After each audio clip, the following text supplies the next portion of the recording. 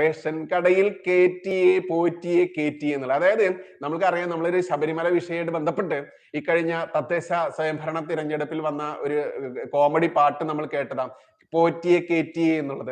ആ പോറ്റിയെ കേറ്റിയെ എന്നുള്ള പാട്ടിന്റെ പുതിയൊരു കോമഡി ഇറങ്ങിയിട്ടുണ്ട്, റേഷൻ കടയിൽ പോറ്റിയെ കേറ്റിയെ എന്നുള്ളൊരു പാട്ട്. ആ പാട്ട് കണ്ണൂരിലാണ് വന്നത്.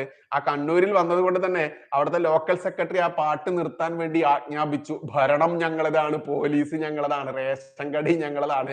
പക്ഷെ റേഷൻ കടയിൽ തരുന്ന സാധനങ്ങളൊക്കെ കേന്ദ്രം കൊടുത്താൽ കിട്ടും, അത്രേ ഉള്ളൂ. എന്തായാലും ലോക്കൽ സെക്രട്ടറി അത് ഓർഡർ ഇട്ട് നിർത്തടാ പാട്ട് എന്ന് പറഞ്ഞു. അതോടുകൂടി നാട്ടുകാരിറങ്ങി കൈവച്ചിട്ടുണ്ട്. അതുകൊണ്ട് ഇനിയിപ്പോ ത്രിപുരയിലൊക്കെ പൊറാട്ട അടിക്കാൻ ഇവിടുത്തെ സഖാക്കന്മാർക്ക് തിരക്ക് കൂടും എന്നുള്ളതായി യാഥാർത്ഥ്യം. ഇക്കഴിഞ്ഞ തദ്ദേശ സ്വയംഭരണ തിരഞ്ഞെടുപ്പിൽ അതിന്റെ സൂചന തന്നെയാണ് നൽകിയിട്ടുള്ളത്.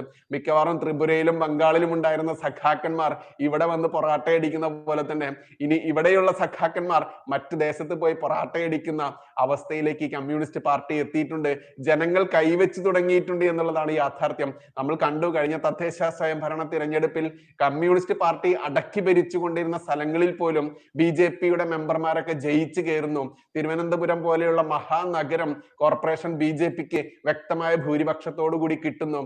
ഇത്തരത്തിൽ ഒരുപാട് അട്ടിമറികൾ കണ്ടു നമ്മൾ പഞ്ചായത്ത് തിരഞ്ഞെടുപ്പിൽ തന്നെ. സാധാരണ പഞ്ചായത്ത് തിരഞ്ഞെടുപ്പിൽ അങ്ങനെ സംഭവിക്കാറില്ല.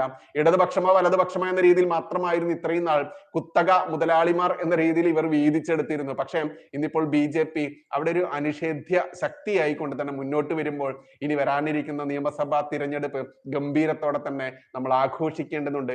പുതിയൊരു പത്രക്കട്ടിങ് വന്നിട്ടുണ്ട്. എങ്ങനെയാണെന്ന് അറിയാമോ? താമര എന്താ പൂവല്ലേ എന്നാണ് ആ പത്രക്കട്ടിങ്ങിലുള്ള ചോദ്യം. അതിന്റെ ഡീറ്റെയിൽസ് വരുന്നത്, സംസ്ഥാന സ്കൂൾ കലോത്സവ വേദികൾക്ക് പൂക്കളുടെ പേരാണ് നൽകിയിട്ടുള്ളത്. അതായത് സംസ്ഥാന കലോത്സവ വേദികൾക്ക് പൂക്കളുടെ പേരാണ് നൽകിയിട്ടുള്ളത്. 25 പൂക്കളുടെ പേരുകളിൽ താമര എന്നൊരു പേര് കണ്ടില്ല. പ്രോഗ്രാം കമ്മിറ്റി കൺവീനറോട് ഫോൺ വഴി അതെന്താണെന്ന് അന്വേഷിച്ചു.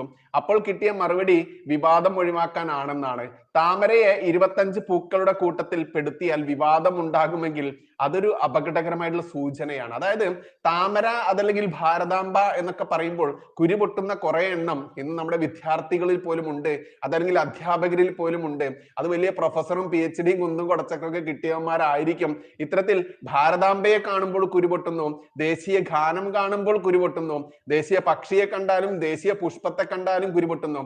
അത്തരത്തിൽ താമര എന്ന് പറയുന്ന ഭാരതത്തിന്റെ ദേശീയ പുഷ്പത്തെ ഒഴിവാക്കിക്കൊണ്ട് വലിയ വലിയ പൂച്ചെടികൾ, ചുവന്ന കളറുകളുള്ള പൂക്കളൊക്കെ വെച്ചുകൊണ്ടാണ് ഈ വരുന്ന സംസ്ഥാന കലോത്സവത്തിലെ വേദികൾക്ക് പേരിട്ടിട്ടുള്ളത്.